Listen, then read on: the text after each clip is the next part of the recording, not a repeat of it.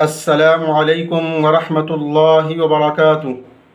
معزز ناظرین، تیمی official T V میں آپ کا استقبال اور خیر مقدم ہے۔ سیرت سیریز کے اس 11ویں ایپیسوڈ میں ہم آپ صلی اللہ علیہ وسلم کا پہلا تجارتی سفر اور بحیرہ راحب سے آپ کی ملاقات کا تذکرہ کریں گے۔ حضرت عبد المطلب کی وفات کے بعد آپ اپنے چچا حضرت ابو طالب کی کفالت میں رہنے لگے۔ جب کچھ بڑے ہوئے تو کام کاج میں چچا کا ہاتھ بٹانے لگے۔ اس طرح چچا کے ساتھ رہتے ہوئے 4 سال گزر گئے اور آپ کی عمر 12 سال کی ہو گئی۔ عرب دستور کے مطابق چچا تجارت کی غرض سے ملک شام کے لیے نکلے تو آپ نے بھی چچا کا ساتھ پکڑ لیا اور ساتھ جانے کے لیے ضد کرنے لگے۔ چچا ابو طالب کسی بھی طور پر آپ کی دل شکنی کرنا نہیں چاہتے تھے، اس لیے انہوں نے آپ کو اپنے ساتھ لے لیا اور آپ قافلہ کے ساتھ ملک شام کے لیے روانہ ہو گئے۔ ملک سے باہر یہ آپ کا پہلا تجارتی سفر تھا۔ اس سفر سے آپ کے تجربات و مشاہدات میں کافی اضافہ ہوا۔ جب آپ کا قافلہ حدود شام پر موجود شہر بصورہ پہنچا تو قافلہ کے لوگ تھوڑی دیر آرام کرنے کے لیے وہاں ٹھہرے، جیسا کہ پہلے ٹھہرا کرتے تھے۔ وہیں قریب ہی ایک گرجا تھا جہاں ایک راہب رہا کرتا تھا۔ ان کا نام جرجیوس تھا، مگر لوگ ان کے علمی تبحر اور تقوی و پرہیزگاری کی وجہ سے انہیں بحیرہ کہتے تھے۔ علم حاصل کرنے کے لیے لوگوں کا ان کے پاس جمگھٹا لگا رہتا تھا۔ حضرت سلمان فارسی بھی ان کے شاگرد رہ چکے تھے اور نبی صلی اللہ علیہ وسلم سے ملاقات و محبت کا جوش و جذبہ بھی انہیں سے حاصل کیا تھا اور آپ نے نبوت کی نشانیاں بھی انہی سے معلوم کی تھیں۔ تجارتی قافلہ پہلے بھی یہاں ٹھہرا کرتا تھا، لیکن کبھی کسی نے نہیں پوچھا کہ تم کون ہو، کہاں سے آئے ہو، لیکن اس مرتبہ تو کایا ہی پلٹ گئی۔ بحیرہ راہب خود آیا اور لوگوں کو کھانے کی دعوت دی اور اپنے گرجا میں بلایا۔ دعوت اتنے خلوص سے دی گئی کہ کوئی آدمی دعوت کا انکار نہ کر سکا۔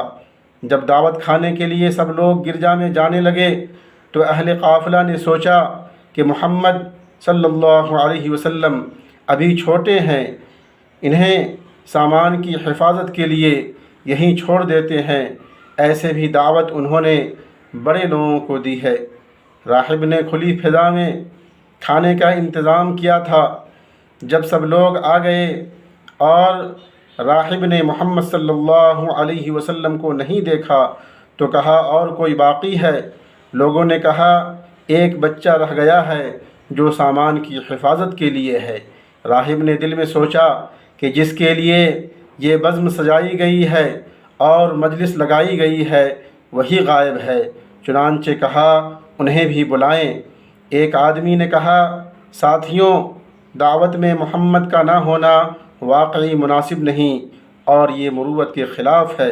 چنانچہ آپ صلی اللہ علیہ وسلم کے چچا حارث اٹھے اور آپ کو بلا کر لے آئے۔ کسی نے پوچھا آپ نے یہ دعوت کیوں دی ہے جبکہ اس سے پہلے آپ نے کبھی دعوت نہیں دی؟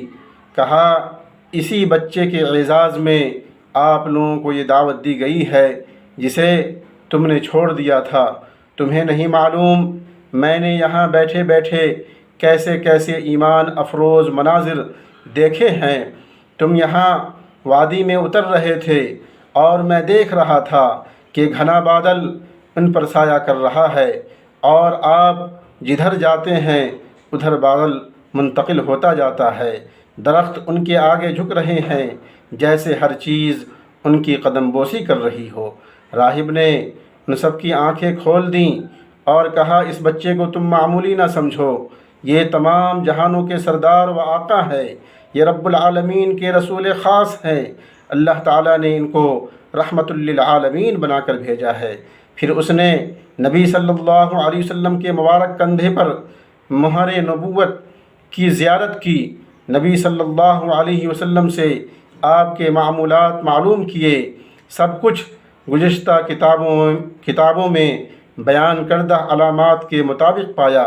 راہب نے ابو طالب سے کہا، اس سے تمہارا کیا رشتہ ہے؟ ابو طالب نے کہا، یہ ہمارا بیٹا ہے۔ راہب نے کہا، یہ نہیں ہو سکتا، ہماری معلومات کے مطابق اسے یتیم ہونا چاہیے۔ حضرت ابو طالب نے فرمایا، یہ یتیم ہے، میں ان کا چچا ہوں۔ راہب نے ابو طالب سے کہا، میں آپ کو تاکید کے ساتھ وصیت کرتا ہوں کہ آپ اسے لے کر فوراً واپس چلے جائیں۔ اس کی علامات نبوت اتنی نمایاں ہے کہ یہود اسے فوراً پہچان لیں گے اور اسے قتل کرنے کی کوشش کریں گے، اس لیے سفر میں آپ انہیں ساتھ نہ رکھیں۔ چنانچہ ابو طالب نے وہیں سے بعض غلاموں کی معیت میں آپ کو مکہ واپس بھیج دیا۔ معزز ناظرین، تیمی آفیشیل ٹی وی کو لائک اور سبسکرائب کریں۔ بہت بہت شکریہ۔